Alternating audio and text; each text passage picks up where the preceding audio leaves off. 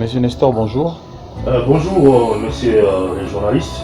Monsieur Nestor, on vous trouve pour parler, pratiquement avoir votre opinion sur les déclarations du professeur Vital Kamerhe, président de l'Assemblée nationale, sur les Lualaba.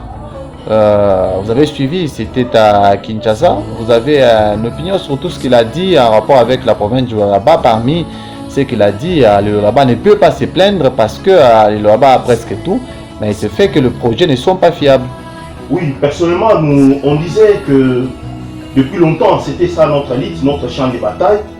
On savait qu'au Lualaba, il n'y avait pas de projets fiables, mais il y a l'argent, mais pas de projets fiables. C'est pour dire quoi?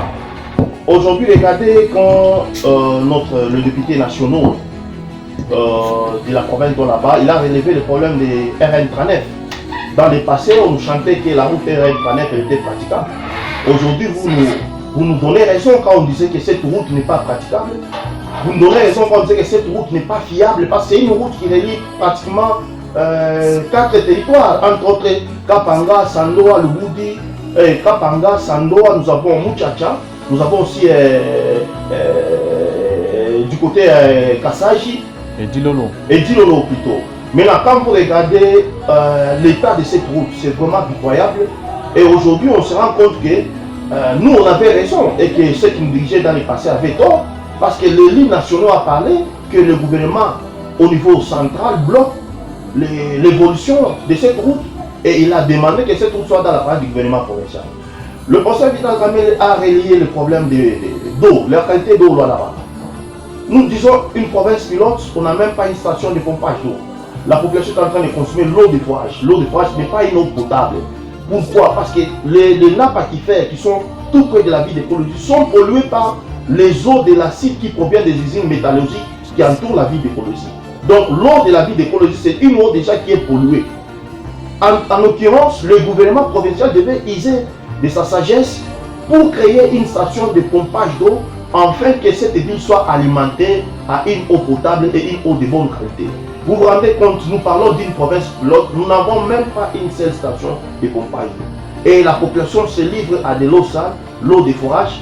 D'ici 10 ans, d'ici 15 ans, nous allons commencer à plaider les problèmes de cancer, les problèmes de maladies des reins, parce que l'eau que nous consommons contient beaucoup d'éléments toxiques, contient beaucoup d'éléments qui sont nuisibles à la santé humaine.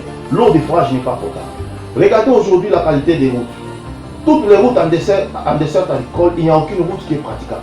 Toutes les routes sont impraticables. On se pose une question. Le Lualaba produit beaucoup d'argent. Le Lualaba contribue presque à 80% au budget national de la RDC. Le Lualaba a ce qu'on appelle la rétrocession, le 40%. Le Lualaba a plusieurs ressources financières par rapport à d'autres provinces. Le Lualaba est la première province riche en tout. Nous avons de l'argent, mais les projets ne sont pas fiables par rapport aux ressources financières que nous avons. On se pose une question. Le professeur Vital Kamerhe vient de rejoindre notre élite quand on disait ici en province que les projets ne sont pas fiables, les projets ne répondent pas aux attentes de la population lualabaise. Dans une province pilote comme le Lualaba, nous plairons le chômage. Le taux de chômage est extrêmement élevé. Pas d'accès d'emploi facile à la jeunesse. Les jeunes terminent l'université, ils n'ont pas d'influence politique. Aujourd'hui, tout est politisé. Pour avoir un contrat, un travail à KCC, il faut avoir ton oncle politicien. Aujourd'hui, il y a même des demandes d'emploi qui proviennent de Kinshasa, il y a des demandes d'emploi qui proviennent des gens du Haut-Katanga, de Lumbashi, mais les autochtones n'ont pas de l'emploi. Quand le taux de chômage devient élevé, le banditisme devient aussi élevé. Aujourd'hui, on parle de banditisme dans nos provinces, précisément dans la ville d'écologie. Elle est dit à quoi? Elle est dit au chômage. Les gens n'ont pas des occupations. Comme les gens n'ont pas d'occupation, ils se livrent à des jeux de hasard, ils se livrent à tout ce que vous connaissez, le mouvement de banditisme, des chèques et des consorts.